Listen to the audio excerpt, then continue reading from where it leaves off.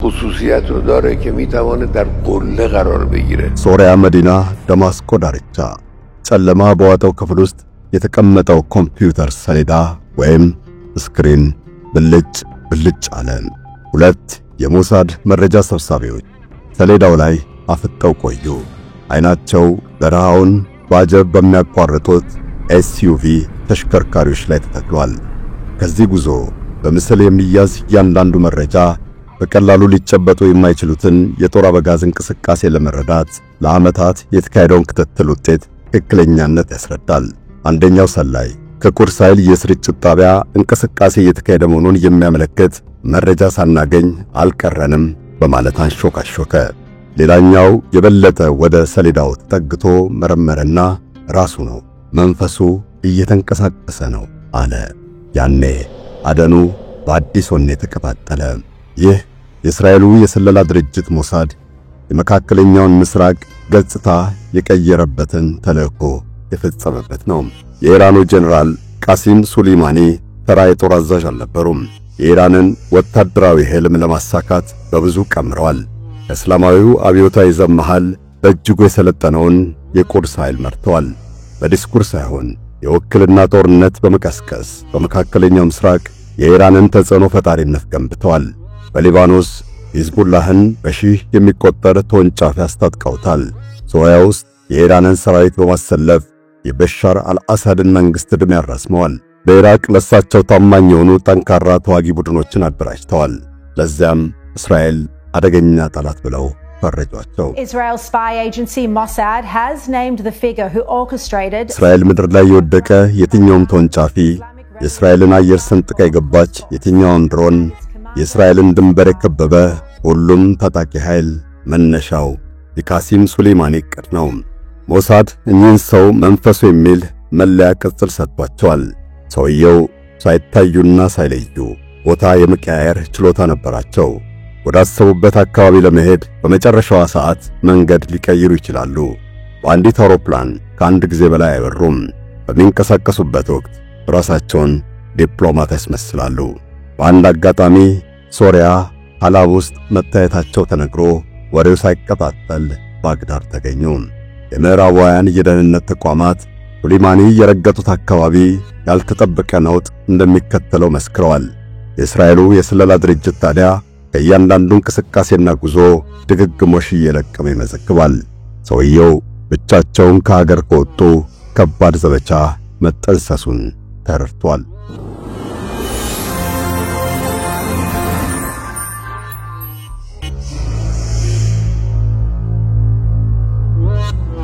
It's a network run by Iran's Islamic Revolutionary Guard Corps Quds Force. ጸሐፊው በትረ ሙሳ እንደሚጠቅሰው የእስራኤል መንግስት የስልጡኑን ቁድስ ኃይል መሪ ጄኔራል ቃሲም ሱሌይማኒን ለመጣል ለዓመታት አድብቷል።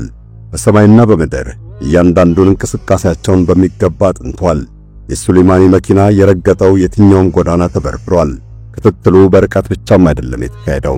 በዙሪያቸውና በጀርባቸው ሰዎች እየተሰማሩ ካረማመዳቸው እስከ አተነፋፈሳቸው ሙሉ መረጃ ተሰብስቧል። ጥንቁቁ ሰውዬ ክትትል እየተደረገባቸው ስለመሆኑ እንዳይጠረጥሩም ያልተደፋፈነ ነገር አልነበረም። ግድያው ሊወጡት የማይችል ቀውስ እንዳያስከትልም የሕጋዊነት ሽፋን ተሰጥቶታል።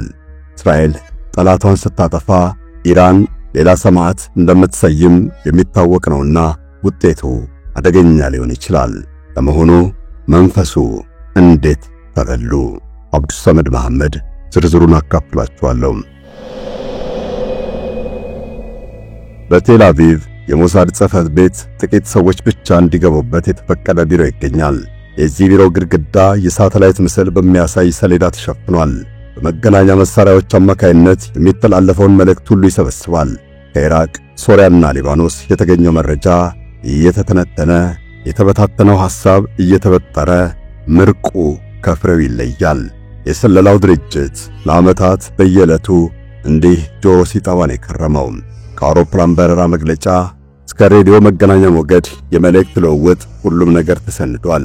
ተንታኞች በጸጥታ በእጃቸው የሚገኘውን መረጃ ምንነትና ይዘት ይመረምራሉ።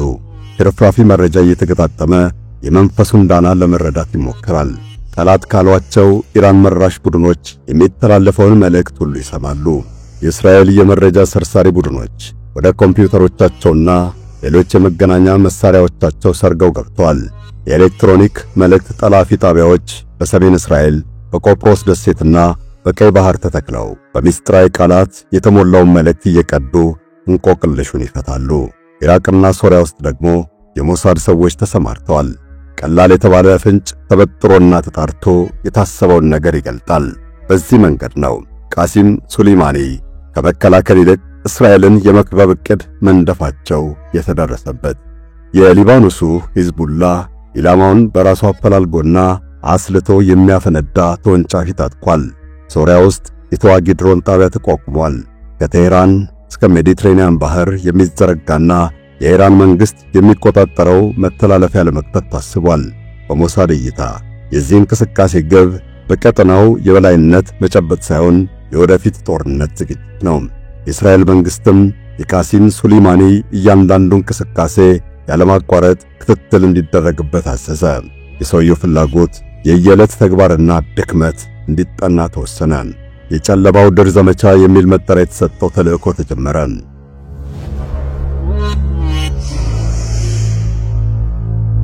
እንደ አውሮፓውያን አቆጣጠር በ2017 የሞሳድ የስለላ መረብ በመላ ቀጠናው ተንሰራፋ። ከሶሪያ ደማስቆ ዓለም አቀፍ አውሮፕላን ማረፊያ የሚወጡ ተሽከርካሪዎች በጠቅላላ በሳተላይት ክትትል ይደረግባቸዋል። የንግድ ሥራ የሚያከናውኑ ተመስለው ድሮኖች ኢራቅ ድንበር ላይ ይበራሉ። ድብቅ ካሜራዎች የኢራን ወታደራዊ ተሽከርካሪዎች በምሽት ከጦር ሰፈር ሲወጡና ሲገቡ ቀርጸው ይልካሉ። የሞሳድ ሰላዮች እስራኤላዊ ሆኖ መገኘት በሚያስቀስፍባቸው ከተሞች ሁሉ ጋዜጠኛ፣ መሐንዲስና ሐኪም ተመስለው ይንቀሳቀሳሉ። በዚህ ሁሉ ክትትል የተረጋገጠው ሱሌይማኒ በተለይ ሶሪያና ኢራቅ ውስጥ ራሳቸው በአካል እየተገኙ ትዕዛዝና መመሪያ መስጠታቸው ነው። በቴክኖሎጂ አማራጭ ትዕዛዝ ማስተላለፍ ያለውን አደጋ ስላወቁ የኢራን የበላይነት ወዳለባቸው አገራት መጓዝን ይመርጣሉ። ነገር ግን ይህ ጥንቃቄያቸው ነው የበለጠ ተጋላጭ ያደረጋቸው። በእርግጥ በቀላሉ የሚደረስባቸው ሰው አልነበሩም። አሉ ሲባል ይሰወራሉ። የሞሳድ ሰላዮች በተደጋጋሚ የጉዞ መስመራቸውን በትክክል እንደደረሱበት ይናገራሉ። ሆኖም ቆይቶ ወጥመድነቱን ወይም ማደናገሪያነቱን ይረዳሉ። የሰውየው የደህንነት ጥበቃ ወጥነት የለውም። እሳቸው የተሳፈሩበት መኪና አጃቢዎቻቸው ካሉባቸው ጋር ፊትና ኋላ እያለ ቦታ ይቀያይራል። መልእክት በቃል ለማስተላለፍ ተላላኪ ይጠቀማሉ። ግዙፉ የዓለማችን የደህንነት ተቋም የአሜሪካው ማዕከላዊ የስለላ ድርጅት CIA እንኳን ዱካቸውን ማሻተት አልቻለም። ሞሳድ ግን በትዕግስት ጠበቀ። የሞሳድ ትልቁ መሳሪያ ጊዜ ነው። ትክክለኛውን ሰዓት እስከሚደርስበት ያደባል። በ2018 አንድ ቁልፍ መረጃ ተገኘ።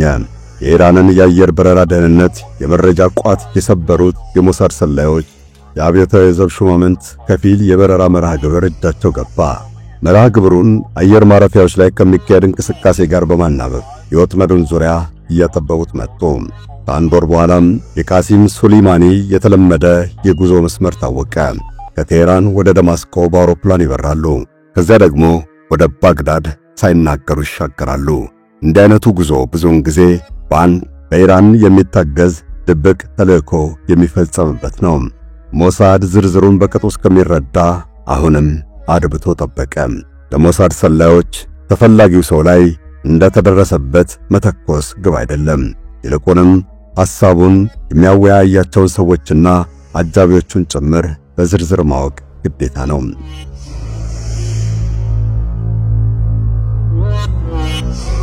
በ2019 መጨረሻ ገደማ ሱሌይማኒ በአሜሪካና እስራኤል ጥቅም ላይ ከባድ ምት ለማሳረፍ መወጠናቸውን የሞሳድ ሰላዮች አረጋገጡ።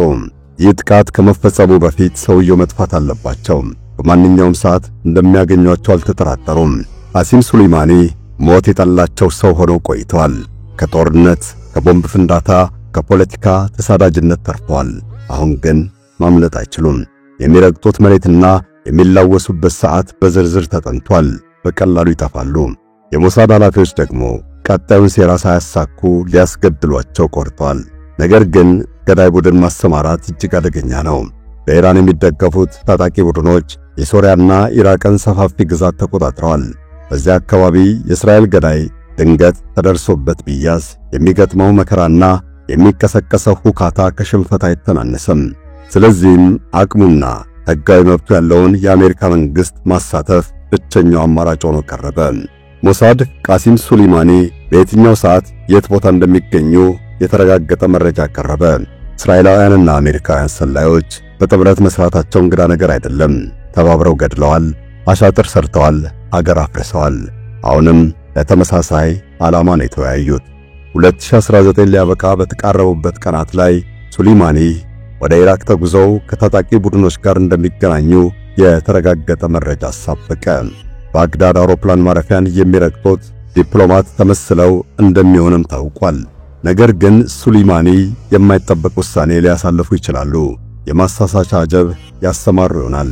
በድንገት የሚጓዙበትን መንገድ ለመቀየር ማያመነቱም። ስለዚህም የበረራ መርሃ ግብርና እሳቸው በሚስጥር የሰደዱት መልእክት ትርጉም በደንብ ተመረመረ። ሞሳድ መንፈሱ ባግዳድ አውሮፕላን ማረፊያ የሚደርሱበትን ቀንና ሰዓት አውቋል። ከቀደመ እንቅስቃሴያቸው ጋር ተመሳክሮም ድምዳሜው ስህተት የሚሆንበት ዕድል በእጅጉ አነስተኛነቱ ተረጋግጧል። ቀጣዩ ውይይት መግደል ወይም ማገት በሚለው አማራጭ ላይ አተኮረ። መንፈሱ በሕይወት ቢያሱ የኢራን መንግሥት ምን አይነት ጥፋት ሊያደርስ እንደወጠነ የሚዘረዝር ቃል ይገኝ ይሆናል። ነገር ግን በጠላት ወጥመድ ውስጥ የጠላትን አስተባባሪ ማጥመድ እንደሚከብድ የሞሳድ ኃላፊዎች አላጡትም። እንግዲያውስ ይሙት በቃ ተወሰነባቸው።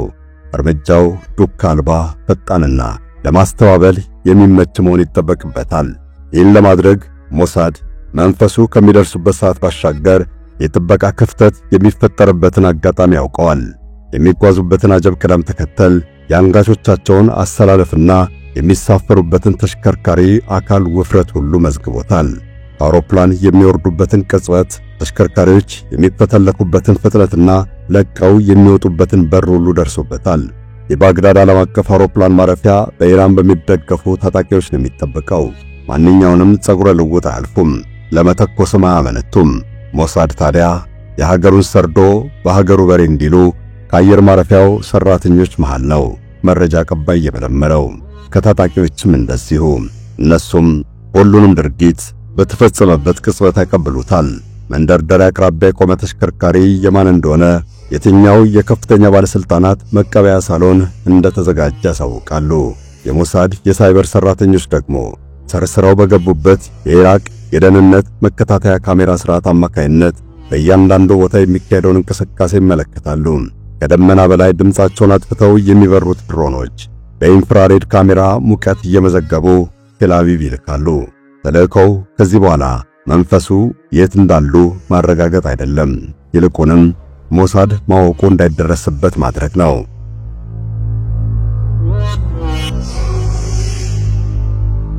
ሞሳድ ስለ ቃሲም ሱሌይማኒ እንቅስቃሴ ማወቁ ከተደረሰበት ኢራናውያኑ አሳሳች መረጃ እየመገቡ ጥፋት መጥራት አያቅታቸውም። ለዚያም ነው ጥንቃቄው የረቀቀው። መንፈሱ የፈረንጆቹ 2020 በባተ 3ኛው ቀን ባግዳድን ይረግጣሉ። ሞሳድም የእሳቸውን አውሮፕላን አጀባቸውንና እርምጃቸውን በቀጥታ መከታተል ይችላል። ሲአይኤ ደግሞ ከሞሳድ መረጃ በመነሳት በቀጠናው ባሰማራው አየር ኃይል አማካይነት ጥቃት ይፈጽማል። እቅዱ በታለበው መንገድ ከተፈጸመ የሞሳድ ስም ሳይጠራ ኢራን የምትመካባቸው የጦር አዛዥ መገደላቸውን ዓለም አቀፉ ማህበረሰብ ይሰማል። የሞሳድ ከፍተኛ ሹማምንት ቴልአቪቭ ውስጥ በ11ኛው ሰዓት ማብራሪያ ተጠሩ። ቢሮው ግድግዳ ላይ በተለጠፈው ሰሌዳ የባግዳድን ዓለም አቀፍ አውሮፕላን ማረፊያ አሁናዊ ገጽታ ይመለከታሉ። ቀይ ነጠብጣብ ያረፈበት ፍኖት፣ የመንገደኛው መውጫ፣ በአጀብ መንቀሳቀሻና የመግደያውን ቦታ ይጠቁማል። ሱሌይማኒ ተሽከርካሪ ቢቀይሩ፣ አጃቢዎቻቸው ቢበታተኑ፣ አለዚያም የሚወነጨፍባቸው ሚሳኤል ኢላማ ቢስት በሚል ሁለተኛ አማራጭ ተሰናድቷል። የዓመታት ክትትል፣ የወራት ትብብርና የሳምንታት ዕቅድ የተሰናሰሉበት የበሰለ ዝግጅት በመሆኑ የመክሸፍ ዕድሉ ጠባብ ነው። ትንሽ ስህተት ቢፈጠር ባህረ ሰላጤውን የከፋ ቀውስ ውስጥ እንደሚዘፍቀው እያንዳንዱ የሴራው ተሳታፊና መሪ ይረዳል። የተልእኮ መሪ አሁን ከመንፈሱ ጋር አብረን እየተራመደን እንጂ እያሻተትነው አይደለም ባይናቸው። ዕለቱ ደረሰ። የባግዳድ ሰማይ ገና በእኩለ ሌሊት ጨለማ ስለተዋጠ ነዋሪው ከእንቅልፉ አልነቃም። የባግዳድ መንገዶች የሞሉት የደከማቸው ወታደሮችና ተልከስካሽ ድመቶች ናቸው። ከከተማዋ አየር ማረፊያ ድምፅ አልባ ኤስዩቪ ተሽከርካሪዎች በሰልፍ ይወጣሉ። የፊት መብራታቸው እንደጠፋ ነው። መንፈሱ ከሦስቱ መኪኖች በአንዱ ተሳፍረዋል። የሞሳድ ሰዎች 1000 ኪሎ ሜትር በሚርቀው የቴል አቪቭ ቢሮአቸው ተቀምጠው በሳተላይት ካሜራ የመጣላቸው ቪዲዮ ይመለከታሉ። የተጠለፈ የሬዲዮ የመልእክት ልውውጥ ይሰማቸዋል። ምንም አልተጠራጠሩም። ቃሲም ሱሊማኒ ለዓመታት ዱካቸው አልገኝ ብሎ አስቸግረው ቆዩ። በመጨረሻ ግን ተጋለጡ። ለወራት የተደረገው ዝግጅት አሁን ሊፈጸም ነው። የሞሳድ የመረጃ ቡድን ከሲአይኤ ገዳይ ኃይል ጋር መልእክት ይቀባበላል። የሞሳድ ሳይበር ሰባሪዎች የሱሊማኒ አጀብ በየት አቅጣጫ እንደሚፈተለክ አረጋግጧል። 2 ሪፐር ድሮኖች ከደቡብ አቅጣጫ ለእይታ በራቀ ከፍታ ላይ ሆነው ወደ አውሮፕላን ማረፊያው ይበራሉ። የአሜሪካ ድሮኖች ቢሆኑም በእስራኤላውያን መነጽር ያያሉ። መንፈሱን አውሮፕላን ማረፊያ ጠብቀው የተቀበሏቸው የኢራቅ ታጣቂ ኃይል አዛዥ አቡ ማህዲ አልሙሐንዲስ ናቸው። ለጥቂት ደቂቃ አብረው ቆይተው ሰማያዊ የአካባቢውን ውጥረት ርዕስ አድርገው ይወያያሉ። ሁለቱም የሚከታተላቸው ስላለመኖሩ እርግጠኛነት ተሰምቷቸዋል። ሱሊማኒ ከቤይሩት እስከ ካቡል የወረደባቸውን በላ ሁሉ ተሻግረዋል። ማንም በዋዛ እንደማያገኛቸው ተማምነዋል። ሞሳድ ደግሞ ትዕግስትን እንደ ፍላጻ ይጠቀማል። ለዚያም ነው አሁን የሞሳድ ሰራተኞች ከቴል አቪቭ ሳይወጡ እዚያው ባግዳድ ያለው ያክል የሱሊማኒን የግንባር መስመር ጭምር መቁጠር የቻሉት።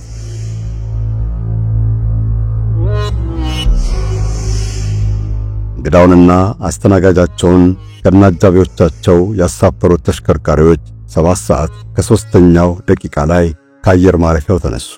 ጉዟቸው የረጋ ነው። የፊተኛው መኪና የሱሊማኒን አንጋቾች ይዟል። እሳቸውና አልሙሐንዲስ በመካከለኛው ተሳፍረዋል። ሶስተኛው ኢራቃውያን አጃቢዎች አሉበት። በጨለማውና በደመናው የተሸፈኑት የአሜሪካ ድሮኖች 7 ሰዓት ከ7 ደቂቃ ሲል የፊተኛውን መኪና ቆኑት። ፍንዳታው የከተማዋን ጸጥታ ያናወጠ ነበር።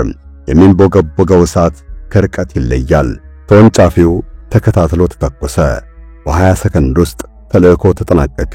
ተሽከርካሪዎቹ በሙሉ ነደዱ። የተረፈም ሰው የለም። መንፈሱ ራሳቸውን ከዓይን ለመሰወር ሲሉ ወደ ደማስቆ በረው ገጽታ ቀይረው ባግዳድን መርገጣቸው ነው ያጋለጣቸው።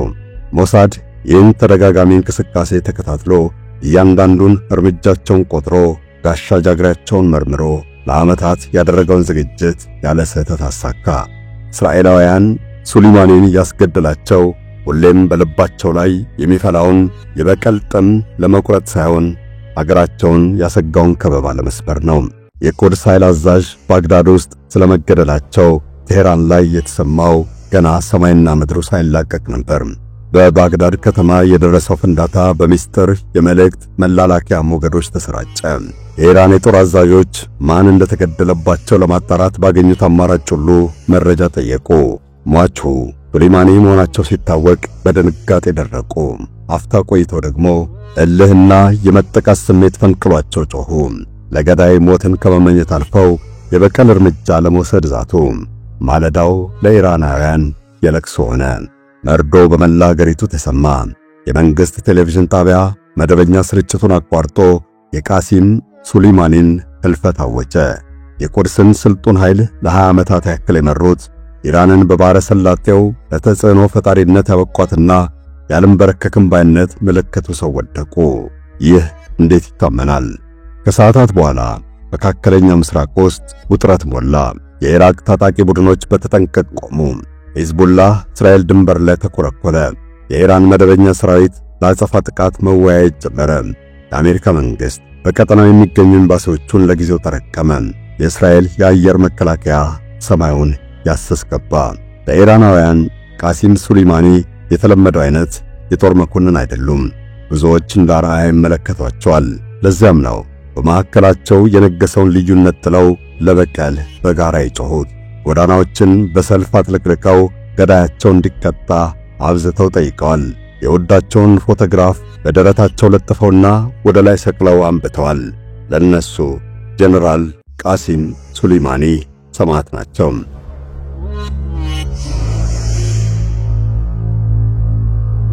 የኢራን መንግስት ባለስልጣናት በበኩላቸው አስቸኳይ ስብሰባ አካሂደው ግድያው በማን እንደተፈጸመ መርምረዋል። ስልቱን፣ ጥራቱንና ሚስጥራዊነቱን ሁሉ ፈትሸዋል። ከግድያው በፊት የነበረውን የመረጃ ልውውጥም ደርሰውበታል። በእርግጥም እንዲህ አይነቱ ተግባር ያለ ሞሳድ በማንም አይሞከርም። ስለሚሰጡት አጸፋም ተነጋግረዋል። ኢራን ለጭፍን በቀል የምትነሳ ሀገር አይደለችም። የሱሌይማኒን ደም መመለስም ብቻውን ትርጉም አይኖረውም። አጸፋዋ የማትሰበር ሀገር መሆኗን ሊያስመሰክር ይገባዋል። ይህን ለማሳካትም ጥድፊያ አያስፈልግም። ጽሞናና ትዕግስት ግድ ነው። የሰማዕቱ ሱሌይማኒ ዘመቻ የተባለው አጸፋ ከቀናት በኋላ ተጀመረ። የሚሳኤል ላንቃ ተከፈተ። ኢራቅ ውስጥ የሚገኙ የአሜሪካ ጦር ሰፈሮች ናቸው ኢላማ የተደረጉት። በተለይ አይን አልአሳድና ኤርቢል ስልታዊ ትርጉማቸው የዋዛ አይደለም። የእስራኤል ወታደራዊና መደበኛ የመረጃ መረብም በሳይበር ሰራዊት ተዘመተበት። የኢራን ጦር የተጠና የተቀመረና ኢላማውን የጠበቀ ምላሽ ሰጥቶ አቅሙን አሳየ። ከዚያ ባለፈ ግን የተጧጧፈ ግጭት ለመቆስቆስ አልፈለገም። በኢራን ጦር ምላሽ የጠፋ የሰው ሕይወት ባይኖርም የአሜሪካን ወታደራዊ ጣቢያ መሠረተ ልማት በሚገባ አውድሞታል። ሞሳድ ቀንደኛ ጠላቱን ቃሲም ሱሌይማኒን አስወግዷል። ነገር ግን ከሳቸው ስህተት ለመማር የማይሰንፉ ተተኪዎች መምጣታቸው አይቀርም። አበቃን። ፈጣሪ ሀገራችንንና ዓለማችንን ሰላም ያድርግልን። አሜን።